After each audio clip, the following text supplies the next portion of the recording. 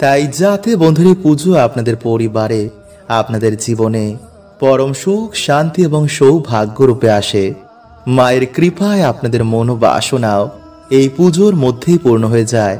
তাই অবশ্যই কিন্তু বন্ধুরা আপনার এই পবিত্র মাসে এবং এই পুজোয় কিন্তু সকালে ঘুম থেকে উঠেই বাসি বিছানায় বসে এই 3টি শব্দ বলতে একদম ভুলবেন না।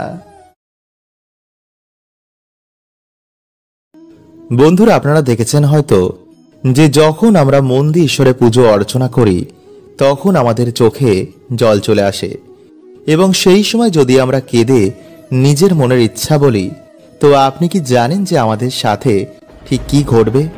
হ্যাঁ বন্ধুরা, আপনি শুনলে অবাক হবেন যে পুজো করার সময় চোখে জল আসা তা কোনো সাধারণ ব্যাপার নয়, কারণ এমনটা সবার সাথে হয় না।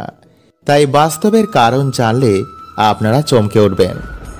বন্ধুরা, প্রত্যেক মানুষের সাথে জন্ম থেকে কোনো দেবদেবীর আশীর্বাদ থাকে, কিন্তু আমরা তা জানি না।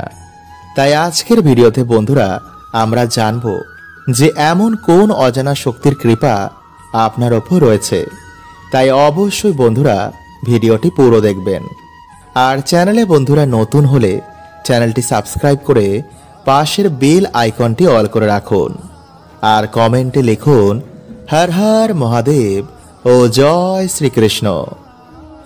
বন্ধুরা, বলা হয় সৃষ্টির প্রত্যেক কণায় কণায় ভগবান রয়েছেন।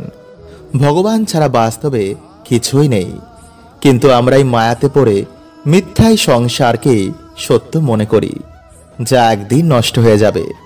ফলে বিভিন্ন রকম কর্মবন্ধনে পড়ে আমাদের এই জীবন বিভিন্ন রকম সমস্যায় ভরে যায়। তখন আমরা ভগবানকে ভুলে গেলেও ভগবান কখনো তার ভক্তকে ভোলেন না। তাই যখনই আমরা মৃত্যুলোকে কর্ম করতে আসি, ভগবানও বিভিন্ন দেবদেবীর রূপে ভক্তের সাথেই থাকেন, এবং তিনি তখন আমাদের কিছু সংকেত দেন। বন্ধুরা, যেহেতু আমরা মৃত্যু লোকে এসেছি, তো আমাদের তো কর্মফল ভোগ করতেই হবে। ভগবানকেও স্বয়ং মৃত্যু লোকে কর্মফল ভোগ করতে হয়েছে। তাই যদি আমরা এ জন্মে ভোগ না করি, তো এর জন্য আমাদের আবার জন্ম নিতে হবে। কিন্তু সেই জন্মে ভগবান কোনো না কোনো রূপে ভক্তের সাথেই থাকেন, এবং তিনি বিভিন্ন সংকেতের মাধ্যমে তার ভক্তকে সংকেত দেন, তাকে মার্গদর্শন করেন। তাই যখনই আপনার মনে হবে যে আপনি একা, এই সংকেতগুলো লক্ষ্য করবেন, তাহলেই বুঝতে পারবেন যে ভগবান আপনার সাথেই রয়েছে এবং আপনার মনের বাসনা তিনি পূর্ণ করবেন। নাম্বার 1, পুজো করার সময় চোখে জল আসা। বন্ধুরা, যেহেতু আমরা জন্ম জন্ম ধরে ভগবানের ভক্তি করছি, সেহেতু সেই দেব দেবীর সাথে আমাদের একটি জন্ম জন্মের সম্পর্ক হয়ে গেছে। তাই যখনই আপনি সেই দেব দেবীর মন্দিরে যান বা তার দর্শন করেন বা তার গান কীর্তন শুনলেই যদি আপনার চোখ দিয়ে জল বেরিয়ে যায়, তো এর মানে আপনার আত্মার সাথে ঈশ্বরীয় ঊর্জার মিলন হয়ে গেছে। তাই এই সময় যদি আপনি নিজের মনের ইচ্ছা ভগবানকে জানান, কিছু দিনের মধ্যে দেখবেন যে আপনার মনের বাসনা ভগবান পূর্ণ করেছেন। কিন্তু অবশ্যই জেনে বুঝে কোনো রকম বাজে কার্য করবেন না। মনে দয়া, মায়া, করুণা এগুলো রাখবেন।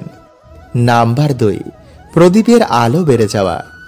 বন্ধুরা, আগুন হলো পঞ্চতত্ত্বের মধ্যে একটি, তাই এর মধ্যে ভগবান শিবের বাস। তাই পুজো করার সময় যদি প্রদীপের আলো হঠাৎ করেই বেড়ে যায়, তো এর মানে আপনার জীবনে এবার খুশির দিন আসবে।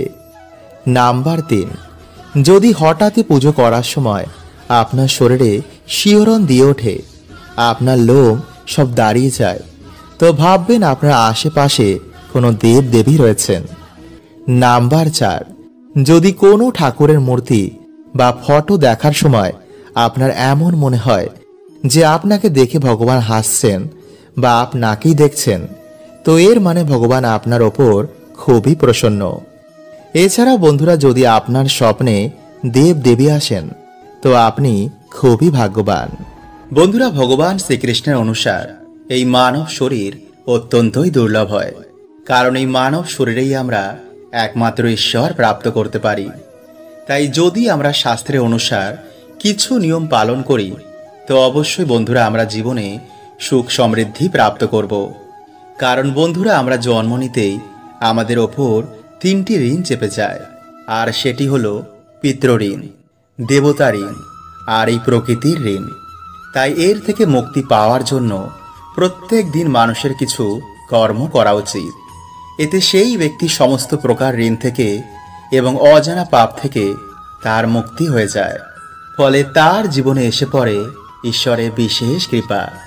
তাই আজকের ভিডিওতে বন্ধুরা আমরা জানব যে ভগবান শ্রীকৃষ্ণের অনুসার মানুষ যদি প্রত্যেক দিন এই জিনিসের দর্শন করে তো তার জীবন থেকে দুঃখ, দরিদ্রতা, রোগ ব্যাধি এই সব কিছুর নাশ হয়। ব্রহ্মপুরাণে অনুসার মানুষের প্রত্যেক দিন ঘুম থেকে ওঠার পর মানে স্নানের পূর্বে এই বিশেষ জিনিসগুলো বন্ধুরা আমাদের অবশ্যই দর্শন করা উচিত। তো চলুন বন্ধুরা এবার আমরা জেনে নিই সেই বিশেষ জিনিসের সম্বন্ধে। তো নমস্কার বন্ধুরা, আমি রাজু আর আমাদের চ্যানেলে আপনাদের স্বাগত। তার আগে বন্ধুরা ভিডিওটি একটি লাইক করে কমেন্টে হর হর মহাদেব ও জয় শ্রীকৃষ্ণ অবশ্যই লিখুন। বন্ধুরা শাস্ত্রে অনুসার প্রত্যেক মানুষের অন্তত একদিন ব্রহ্ম মুহূর্তে ওঠা দরকার। তাই যদি আপনার ঘুম ভোর 3টে থেকে 5টার মধ্যেই ভেঙে যায় তো ভগবান নিজে আপনাকে সংকেত দিচ্ছেন যে আপনার ব্রহ্ম মুহূর্তে ঘুম থেকে ওঠা দরকার। তাই ধীরে ধীরে বন্ধুরা আপনারা এর অভ্যেস করুন, কারণ এই ব্রহ্ম মুহূর্তেই বন্ধুরা আমাদের এই ব্রহ্মাণ্ডের সূচনা হয়। ফলে সেই সময় আমাদের পৃথিবীতে বহু দেবী দেবতার আগমন হয়। এছাড়াও বন্ধুরা বায়ুমণ্ডলে এই সময় কসমিক এনার্জির বৃষ্টি হয়। তাই যে ব্যক্তি রোজ এই সময় ঘুম থেকে ওঠে তার শরীর ও মন সর্বদাই সুস্থ থাকে। ফলে এমন ব্যক্তি জীবনে তাড়াতাড়ি উন্নতি করে। যে বাড়িতে প্রত্যেক দিন ব্রহ্ম মুহূর্তে ভগবানের পুজো আরাধনা করা হয় সেই বাড়িতে সাক্ষাৎ মা লক্ষ্মী নিবাস করেন। নাম্বার 2, ঘুম থেকে উঠেই যে ব্যক্তি নিজের হাতকে এইভাবে দেখে, হাতের ওপরের ভাগে মা লক্ষ্মী, হাতের মাঝখানের ভাগে মা সরস্বতী এবং হাতের নিচের ভাগে ভগবান শ্রীকৃষ্ণকে স্মরণ করে সে তার জীবন শুরু করে, তো জীবনে মা লক্ষ্মী, মা সরস্বতী ও ভগবান শ্রীকৃষ্ণের কৃপায় তার সব কাজেই সফলতা প্রাপ্ত হয়। মা লক্ষ্মীর কৃপায় সে ধন সম্পত্তি প্রাপ্ত করে, মা সরস্বতীর কৃপায় সে বিদ্যা বুদ্ধি প্রাপ্ত করে, আর ভগবান শ্রীকৃষ্ণের কৃপায় সে সব দুঃখ থেকে মুক্তি পেয়ে যায়। নাম্বার 3, ঘুম থেকে উঠেই মাটিতে পা দেওয়ার আগে আমাদের ভূমাতার কাছে এর জন্য ক্ষমা চাওয়া উচিত। ভূমাতাকে বলা উচিত, হে বিষ্ণু পত্নী, আমাদের এই কার্যের জন্য মাতা তুমি আমাদের ক্ষমা করে দিও এবং সকল দুর্ঘটনা থেকে মাতা তুমি আমাদের রক্ষা করো। হে মাতা, এই ধরাধামে আমাদের স্থান দেওয়ার জন্য তোমাকে অনেক অনেক ধন্যবাদ। আমরা জেনে না জেনে এই প্রকৃতির ওপর নানা রকম অত্যাচার করি, তাই সকল কার্যের জন্য মা তোমার কাছে ক্ষমা চাইছি। এরপরেই বন্ধুরা আপনারা আপনাদের জীবন শুরু করুন। নাম্বার 4, যারা সকালে ঘুম থেকে উঠেই ঈশ্বরের নাম ও জপ করেন তারা অবশ্যই কোমর অবধি ধুয়ে ভালো করে মুখ হাত পা ধুয়ে তারপরে ঈশ্বরের সামনে বসে শঙ্খ, ঘণ্টা, প্রদীপ, কাসর এই শুভ জিনিসের দর্শন করার পর ঈশ্বরের কাছে বসে আপনারা ঈশ্বরের নাম চিন্তন করুন। কারণ যেই দিন সকালে ঈশ্বরের নাম দিয়ে শুরু হয় সেই দিন এক আলাদাই আনন্দে কাটে। তাই এরপর মা বাবা, গুরুদেব ও সূর্য নারায়ণ দেবকে প্রণাম করে আপনি নিজের কার্যে যান। তাই চলুন বন্ধুরা এবার আমরা জেনে নিই যে মহা মাসে সকালে ঘুম থেকে উঠে কোন শব্দ বললে মা কৃপা সৌভাগ্যে ভরিয়ে দেন। বন্ধুরা আশ্বিন মাসে সকালে ঘুম থেকে উঠেই বাসি বিছানায় বসে আপনারা এই 3টি শব্দ কিন্তু অবশ্যই বলুন। কারণ বন্ধুরা এই আশ্বিন মাস হচ্ছে মা দুর্গার মাস, যিনি ধরাধামের, যিনি প্রকৃতির, সমস্ত জগতের দুর্গতি নাশিনী। এই মাসে বন্ধুরা সকালে ঘুম থেকে উঠেই এই 3টি শব্দ যারা বলে মা তাদের জীবন থেকে সকল দুর্ভাগ্য দরিদ্রতা হরণ করে নেন এবং পুজোর মধ্যেই কিন্তু বন্ধুরা আপনারা আপনাদের মনের মতন কোনো ভালো খবর পাবেনই পাবেন। তাই যাতে বন্ধুরা পুজো আপনাদের পরিবারে, আপনাদের জীবনে পরম সুখ, শান্তি এবং সৌভাগ্য রূপে আসে, মায়ের কৃপায় আপনাদের মনোবাসনাও এই পুজোর মধ্যেই পূর্ণ হয়ে যায়। তাই অবশ্যই কিন্তু বন্ধুরা আপনার এই পবিত্র মাসে এবং এই পুজোয় কিন্তু সকালে ঘুম থেকে উঠেই বাসি বিছানায় বসে এই 3টি শব্দ বলতে একদম ভুলবেন না। এতে বন্ধুরা আপনাদের এই আশ্বিন মাস এবং এই পুজো দারুণ কাটবে। এই ছোট্ট একটি মন্ত্র যদি আপনি পাঠ করতে পারেন তো সুখ, সমৃদ্ধি, অর্থ আপনার জীবনে বহু গুণ বেড়ে যাবে। যাদের জীবনে কোনো রকম উন্নতি হয় না, যাতেই হাত দেন তাতেই কোনো রকম বাধা চলে আসে, তারা অবশ্যই পুজোতে এই প্রক্রিয়াটি করুন। হ্যাঁ বন্ধুরা, জীবন থেকে যদি দুঃখ, কষ্ট, দারিদ্রতা দূর করতে চান তো ষষ্ঠী, সপ্তমী, অষ্টমী, নবমী ও দশমী এই প্রক্রিয়াটি করুন। এর জন্য আপনাকে ভক্তি সহকারে বাসি বিছানায় বসেই সকালে মন্ত্রটি জাপ করতে হবে। এর সুফল আপনি কিছু দিনের মধ্যে দেখতে পাবেন। বন্ধুরা, এই মন্ত্রটা ছোট হলেও এর গুণাগুণ শক্তি কিন্তু প্রচন্ড। বন্ধুরা, যখন কোনো মন্ত্র পাঠ করা হয় তখন এর প্রভাব সমস্ত ব্রহ্মাণ্ডে পড়ে। তাই যদি আপনি মন্ত্র ভক্তি সহকারে পাঠ করেন তো সমস্ত ব্রহ্মাণ্ডে ঊর্জা শক্তি আপনাকে সাহায্য করবে।